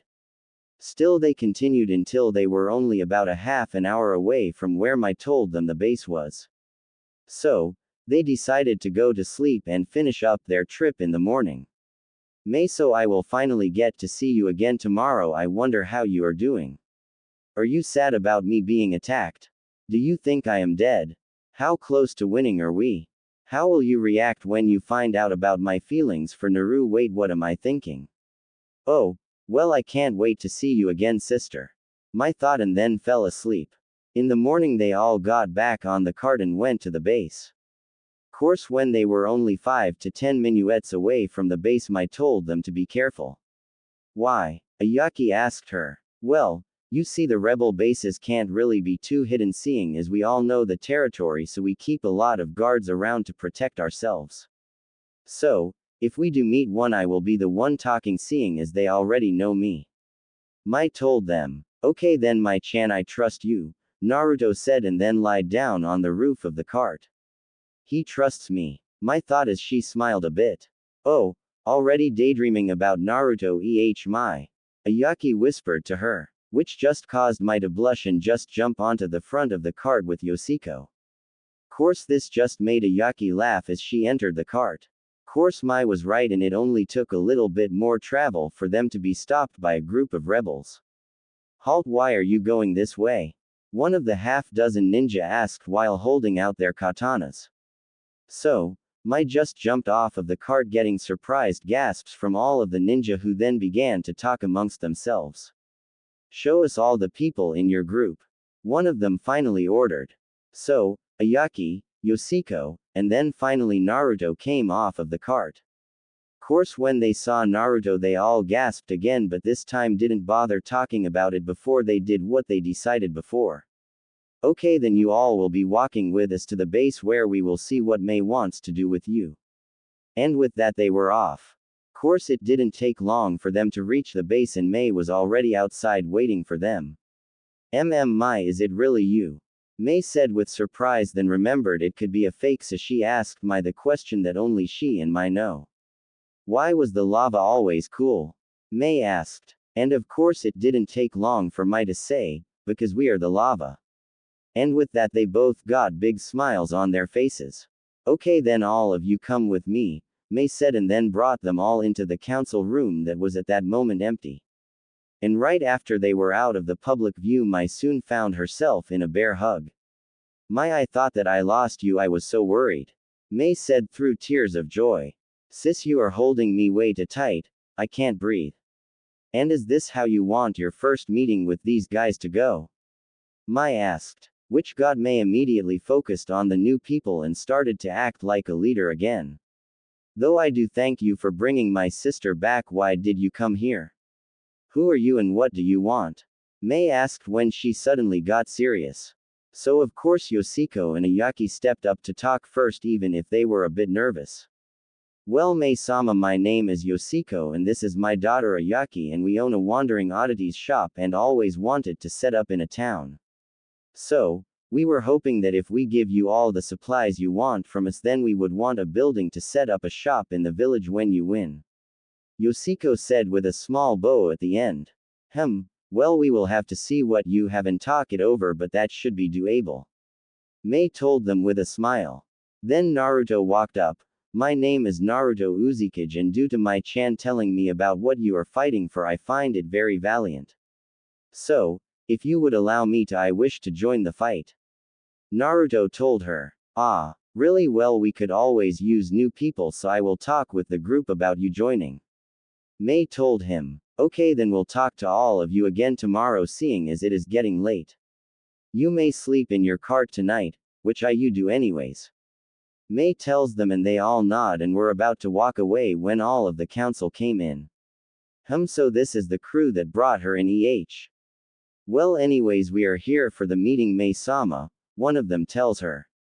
Okay, then we will see you tomorrow, have fun in your meeting, Naruto tells her, and then they all walk out the door. Course, it was then that they all saw the kanji on his back, and it finally clicks. You are the wit fox. They all say in complete surprise. Yeah, I am called that now, I guess, though I don't know why it is such a big deal. Ah, well, see you guys in the morning. Naruto told them, then walked out of the tent.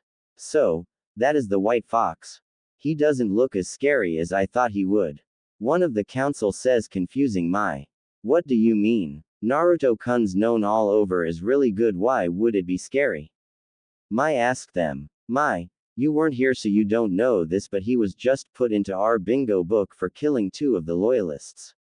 I mean, even if they were not on our side, we still don't know why he did it, so we should be careful around him. One of the council said. What? No, he can be trusted. I mean, he only killed the 2 loyalists who were chasing me. That is why Naruto-kun is in the book. Mai told them. Really? Then I think we should take the time to think about these new people and what they want. And when everyone agreed, they too left, leaving only Mai and Mai in the room. It is so good to see you again, Mai said, truly happy. Yes, as it is to see you, but what I want to know is why it is Naruto-kun. I mean, you never called a guy kun in your entire life. I mean, even the ones you are friends with you don't call kun, so why call H? Oh, I see what it is. My little Mai has gotten her first crush. Mai said with a big smile, causing Mai to look like a tomato. It is not like that. I am just really thankful for all he has done. I don't like him. Mai managed to tell her sister, who just rolled her eyes. Sure you don't. Now why don't we tell each other about what we missed, but more importantly what those people are like? Mai said, and with that they spent the night talking. Everyone was starting to wake up when Naruto and company were back in the council meeting. So, we have thought over each of your wants and have come to a decision. One of the council said, then let Mai say the rest. Okay, for your supplies case, Yoshiko, we have decided that we will need more businesses after we win, so we have decided to go with that deal. Mai told a now happy Yoshiko. You hear that, Ayaki? We have a home. He told his daughter, who was just as happy. Which in turn put a smile on everyone's face due to their reaction.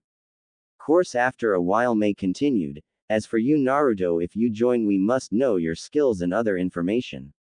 Also, we will need you to be watched over until we are sure we can trust you. Plus, if you will allow us, we will like to ask you a question that you don't need to answer for you to help us, so will you let us? Mai asks. Yeah, those ideas are fine with me, and yes, I will answer the question, seeing as now that you are the leader of the rebellion I must follow you, Naruto tells them with a big smile on his face. He is smart. I mean, he automatically tries to get on my good side with a bit of clever speech. Mai thinks, then quickly asks the question they all had on their mind. Quite right, so our question is, are you the actual White Fox? Mai asks the question that was on all their minds since they first saw him. Yes, I am called that by many people, but my real name is Naruto, not White Fox. Naruto tells them with a little bit of a stern expression. By the way, they aren't sure they are going to win, they are just that motivated that they think no one can stop their dedication. So, they are just hoping they will win. Just clearing that up. We need to keep him. Imagine all of the publicity we will get if word slips out that he is fighting for us. All of the council members thought to themselves, hoping that more people would support them if they have a hero of the civilian world with them. As we thought. Now that we need to talk about the fact that you are in the bingo book. One of the council said, causing Mai, Naruto, Ayaki, and Yoshiko to gain extremely confused looks. What are you talking about, sis? Mai finally asked Mai. Well, you see, Naruto-san here is marked as a B-ranked Rouge Ninja that is wanted for doing something against the cage we are fighting here. Mai told them. But why would they be going against Naruto-kun? Oh wait, of course. It was the ninja he killed to save me. Mai said, suddenly realizing why. Oh, so that is why. Then we must thank you for saving our leader's sister, then Fox-san, one of the random council told Naruto. Oh, it was no prob. Wait, did you just say leader's sister? Naruto asked, surprised. Yes, Mai is my sister, so I must thank you, Naruto-san, Mai said happily. Man, I managed to save one of the only one that really matters to the leader of the rebels. Man, imagine what could have happened if the cage got their hands on her. Naruto, though, when he heard this. Naruto is still a good guy, so he doesn't even think that he could be asking for favors because of it. Wow. Then you are welcome, though I really had no idea it was your family, Mai-san. I just helped her because those guys were sickening even to be around. So, I wasn't going to let them overpower a girl, that is for sure. Naruto told her firmly. That look, could he really mean that, I wonder? Maybe he really is a pretty good guy. Not to mention he is a looker. If he really did mean that he did it out of the kindness of his heart, he might just be the perfect guy for my. Though I still need to make sure before I allow it. I mean, even she is my sister, I can't let just anyone date her. Mei thought happily. Okay, then now we move on to skills. So what would you say your skills are, and what do you possibly have to help our cause, Naruto-san? One of the council asked the question they all wanted to know. Of course my skills would probably be all at mid to high chunin level, but I haven't really fought too much for a while now, so you may want to test me on that later on. But as for special things, I have Minto Namikaze's 2 special jutsus. Also, I have been studying in seals for quite a while and would call myself a seal master, though I have yet to be tested on that as well. Course, the most important thing is that I have a bloodline called Rinnegan at my disposal. Naruto told them calmly, but still left the council in utter shock. Wait, you are telling us that you have the legendary thought to be imaginary Rinnegan? Mei stuttered out in completely shocked that someone could actually have it. No way, you gotta be kidding me, can you show it to us? One of the council members said in disbelief, causing Naruto just to shrug his shoulders and activate his Rinnegan. Wow, it actually exists. Is all they could think as they saw this. Course, even Mai and the others were surprised by it, seeing as this was the first time he really used, seeing as he never uses it unless he has to. Eventually Mei got out of her shock and told Naruto his first mission. Okay, then don't take this the wrong way, but you will be watched by our other ninja until we can completely trust you. Mei told Naruto. Fair enough, I guess. I mean, in this world you can't really trust anyone completely. Naruto responds to her. Yay, that is true. But anyways, we will test you later, but right now I have a mission for you to go on. You see, we are running out of food right now, so we need to get some villages around this area. Cows, they really don't want to help us, seeing as they are unsure if we are going to be able to win. But, if the legend of the white fox who is known to save villagers is on our side, they might be more willing. So, please go and help the squad we are sending out to go for that. Mei told him. Hi Mei-sama, Naruto said, and then went with the ninja that showed up to prepare to go with them. Course, it didn't take long, seeing as Naruto has yet to settle down, so he still carried all of his stuff on him. The only thing he really did was make sure his robe was clearly showing the fox on the back so that the people could clearly see who he was. And soon he met his teammates for this mission, who were a bunch of random ninja with nothing really special about them, so they just left quickly to go to a bunch of random towns try and get supplies. Hello there, people of this lovely village. We are here as agents of the group of people brave enough to go against the corrupt cage. We are here today with our newest member, and perhaps you have heard of him. Please welcome the White Fox, hero of civilians, to our cause. Now, as you can see, our group is fighting for a very noble cause. So, we ask for your support. Though we will not ask for new soldiers to fight for us. Instead, we ask simply for supplies you would generously give to support our cause. So, please help us, and remember, we fight not for just us but everyone in the mist.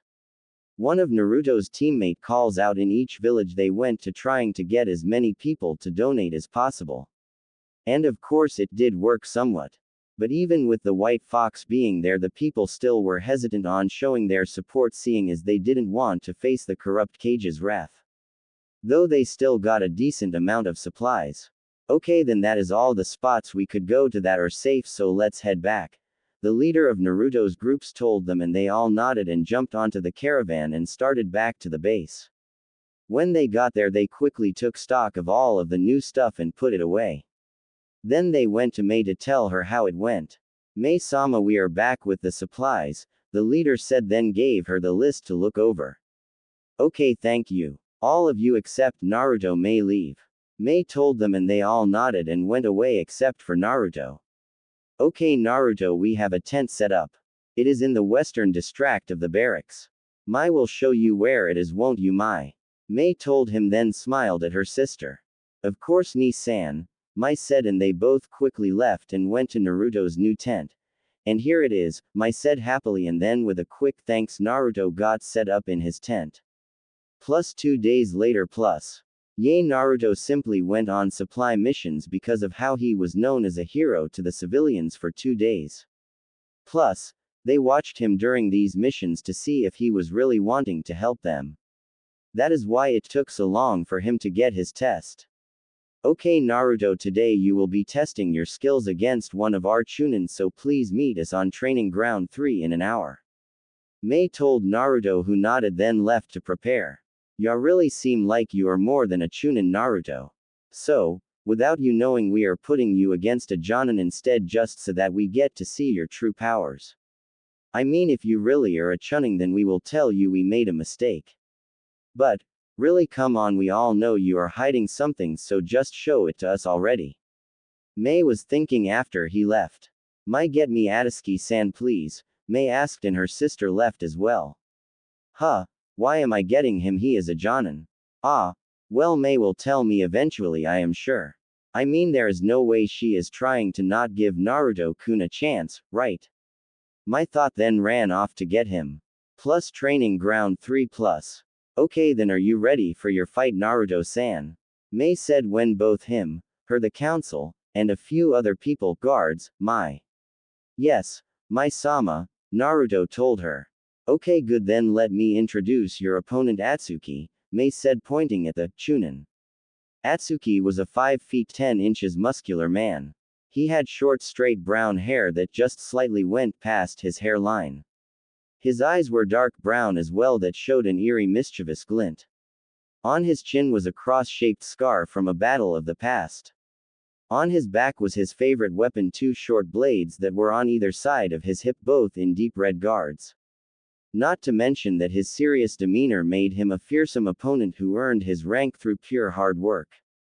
Are you ready as well, Atsuki-san? Mai asked him as well, only to get a nod as her response. Okay, then let me explain the rules. You two will be fighting for 3 hours or until one of you is knocked out, to tiered to continue, forfeit. Though forfeiting will make your chances of joining as slim. Or are put into a situation where you would have died if we were fighting for real. Is that clear? Mai said, getting a nod from each of them, then fight. Mai finished chopping the air with her hand. And then they were off. Naruto and Atsuki ran at each other quickly, swords drawn. Soon enough the clang of their swords clashing was heard several times. Eventually they slammed into each other, neither gaining any ground, so eventually they both just jumped away and slid back a few feet. You are pretty good, kid, Atsuki said with a smirk. Yay, you too, Naruto said happily. And then they both ran back at each other. Naruto slashed at Atsuki's stomach only for his sword to be blocked by one of Atsuki's swords, while the other slashed at his head, which Naruto quickly ducked under it. Course he just barely dogged it, seeing as a few strands of hair were cut off his head. They had a battle using their swords while neither one was really gaining any ground in it. So, they both put them away and began to use ninjutsu. So, Naruto quickly went through hand signs and then screamed out, Sweden, Mizoripa, water release, violent water wave, then quickly shot out a jet of water at Atsuki, who jumped to the side and quickly called out his own jutsu, Kurigakure no Jutsu, hidden mist technique, causing the entire arena, not around spectators I should add due to next part, to be covered in a thick mist. What are you going to do now, Naruto? You can't see me, and can't even sense my chakra. See how it is to go against a master of our village's arts? Atsuki's voice said from seemingly all directions around Naruto. Course he was slightly surprised when Naruto just laughed a bit. Ah, now what will I ever do? There is mist all around me and I can't see. What should I ever do? I mean, it is not like I can just use it to my advantage, can I? Naruto then said in a voice laced with sarcasm. Then he quickly jumped out of the mist high into the air and then screamed out Kangekiha no Jutsu, inspiration wave technique, causing electricity to be launched down into the mist, shocking Atsuki, who couldn't get out of the mist quick enough. Soon enough the mist cleared, showing Atsuki on the ground burnt all over with a spark of electricity coming from his body every now and then. Checkmate, Naruto said with a smile. Until he was launched back by a shark slamming its nose onto his gut with Atsuki, who was not as burnt, holding his last hand sign saying Sweden. Suikuden no Jutsu, water release, water shark projectile technique. Said jutsu sent Naruto through 2 trees and slammed him into a third. Ow! You sneaky bastard, Naruto complained as he rubbed his back and then stood up to fight again. Oh, what is the matter, can't take it? Then let's have me end this for you. Atsuki mocked, then ran at Naruto holding his sword so that they pointed behind him. Hey, I was about to say the same thing to you. And with that Naruto also charged at him. They were about to collide when a bell was heard going off throughout the field. Well, wasn't that an interesting match? Let me thank both of you for giving us that amazing show. Now what level would you put Naruto at, Atsuki? Mei asked happily after she jumped into their arena and began to walk over to them. Course, this question brought Atsuki into a mental review of the battle for a while until he finally answered. From this battle I think we all can say Naruto is a strong ninja. So, here is how I would place his skills. Then took out a marker and paper and started writing. So, they waited for about a minute and then he showed them all what he wrote. Naruto Uzumaka's skills. Ninjutsu. Mid-chunin, not exact due to lack of information. Taijutsu. Unknown. Genjutsu. Unkown. Kenjutsu. High chunin to low jonin. Bloodline skill. Unknown. Seeing this, everyone else nearly laughed at how little this actually showed. Course Mei just sighed and then turned to Naruto. Well, I guess we will just have to see how you do in various missions, she told him and then left with her sister. See you later, Naruto, I hope we can fight again, Atsuki said with a smile, then left as well, leaving Naruto to walk back to his tent to rest up. Plus a while later. It has been a while since Naruto had his first mission and training session. And after that he spent his days training, on missions, or with his friends. Altogether he worked hard and now was probably closer to Jonin in level, but decided not to take Mei's offer of making him one and work through the ranks with his now best friend Mai, who wasn't even a genin yet due to the war starting on her last year in school. He also had his bounty increased and was now an A-rank Rouge ninja who is still wanted for attacking the hidden mist villages ninja. And right now he was in a tent with his friend Mai listening to what their next mission will be. Okay then, Mai-chan, Naruto-kun, right now we have decided to attack the hidden village directly. Now this will be tough, but what I need you to do is very important to the battle, okay? Mei said, then continued after getting a nod from both of them. Good. Your mission is to infiltrate the genin barracks before the battle begins and block them off from the rest of the village. Now this must be done so we have future ninja to train. Though be careful, because not only will you be facing attacks from enemy ninja in the village but also from the very people you are blocking. You see, we have no idea how many children are under his complete control. So, you and the other people I am sending to help must be extremely careful. Now here is all of the people helping you, please get them all ready and tell the first person on this list that they are in charge, okay? Mei told them, making them nod, then opened the scroll and see about 20 names. After they looked, they quickly said their farewells and used Shunshin no Jutsu, body flicker technique, first and last time I will say it this way, to quickly notify the people on the list. And soon enough they were all at the entrance of the base ready to leave. Then with a quick talk to the rest of the people left for the hidden village a half an hour before the rest of the resistance. At Kohona nothing really was out of the ordinary. Narumi was on yet another D-ranked mission that this time required her to get the devil cat for the daimyo's wife again. Man, why did we have to catch this stupid cat again? Narumi said in frustration. Now Narumi, these missions have to be done for the good of the village, so be happy you can help your home, Kakashi said, not knowing what else to say to her, seeing as he never liked D-ranked missions either. Cut the crap, sensei, we all know you hate this as much as us, Sasuke said, and then turned to Narumi. But, if you want to enjoy your days more, you could always go out with me and become my first girlfriend. and then gave a lusty look at her still developing body, causing the pink-haired girl behind them to get jealous at Narumi's luck. No thanks, Tem, I would date a dog before you, Narumi said with a hint of disgust showing in her voice. I wish he would stop asking me out, I have said no enough. I mean, I am one of the few girls our age that realize he wouldn't love us at all and only would use us to breed for his clan, then forget all about us. I mean, really, I still don't understand why the other girls would want to go for that kind of sad life. But there is no way I am going to fall that low to allow that to happen to me. Narumi thought, remembering exactly why she hates his advances and his fangirls. Then looked up into the air, thinking about random things until they reached the cage's room that had a view of the forest beyond the walls of the village. Sigh, I wonder what is going on out there past these walls confining me, Narumi thought as she was ignoring the mission debrief her sensei was giving.